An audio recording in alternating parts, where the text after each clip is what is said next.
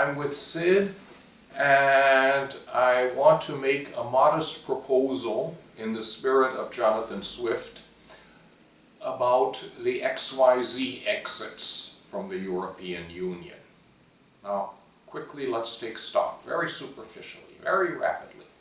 All right, Britain is out.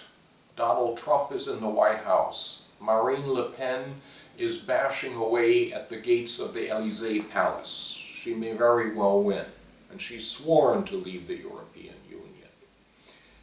In Germany, the anti-AfD, the anti-EU AfD has come in on second place in many regional elections on its very first try, and it is virtually certain to enter the parliament. Now, in Austria, one of the main candidates for the presidency has announced that he's going to try for a referendum on EU membership. And of course, we had a EU-relevant referendum in the Netherlands this year, where 2/3 took the anti-EU side. So in other words, all in all, the situation looks quite bleak. And I'm going to make a proposal here which will sound somewhat insane at first, but perhaps some people will take it half seriously. Namely, I think we should try to organize exit referenda in all the member states where that's at all feasible. The idea here is simply that if this process of leaving drags on over a couple of decades even, and we keep on negotiating Article 50 agreements, so on, the whole EU will be tied up with that process, and it will be able to achieve nothing else, and the situation will become unmanageably complex. Whereas, if we make one clean sweep of it, then both the ins and the outs can get on with their lives and try to do something constructive. I would really compare this a little bit, my proposal is to cut off the gangrened limb, rather than to try to doctor around on it and then conceivably lose the whole patient.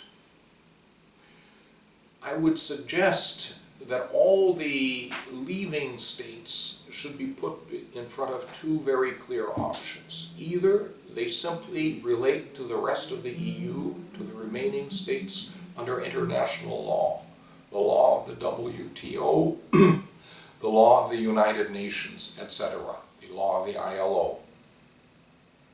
Or, if they want a closer relationship, then there should be one standard contract, one standard convention on offer. And all should have the same rights and the same duties under that. There should be no privileges for this state or that state. We could probably use the European Economic Area as a model for such an approach.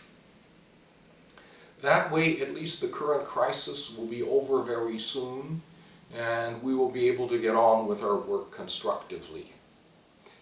I would make perhaps one exception. Namely, I would say that it's okay if we make agreements which are painful for the corporations and the plutocrats in the states that choose to leave us. But we should go very easy on the workers there, the people who actually produce the gross domestic product. We should keep the door open to them. And this goes especially, of course, for citizens of leaving states who are working inside the institutions. We should, as much as at all possible, keep them just in the same positions that they're in now, and if it's necessary for some reason, find them an adequate alternative position. But nobody should be sacked simply because a majority of the citizens in his home country voted to leave. Thank you for listening.